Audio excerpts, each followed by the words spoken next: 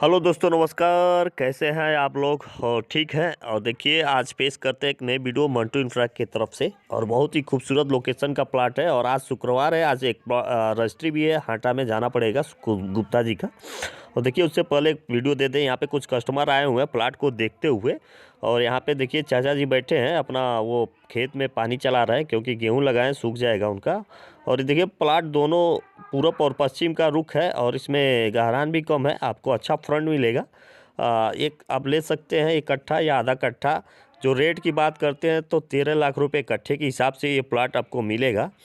और देखिए, सोमनाथ मंदिर का नाम सुने होंगे, देवरिया में सोमनाथ मंदिर और कसिया रोड से, दोनों रोड से आप आ सकते हैं इस प्लॉट पे। मात्र 500 मीटर की दूरी पे है सोमनाथ मंदिर से, और कसिया रोड से भी 500 मीटर की दूरी पे है। देखिए, सीधा रास्ता इस प्लॉट पे आया है। और देखिए, यह मकान इस प्लॉट के थोड़ी दूर तक बन गया है, और अगल बगल में छोटे छोटे भी मकान बने हैं। और ज़्यादा टाइम नहीं, 6 महीना साल भर में आप भी मकान बना के यहाँ पे रहना चालू कर सकते हैं, हर सुविधा के साथ में। नगर पालिका की ज़मीन है यहाँ, ये नगर निगम में है।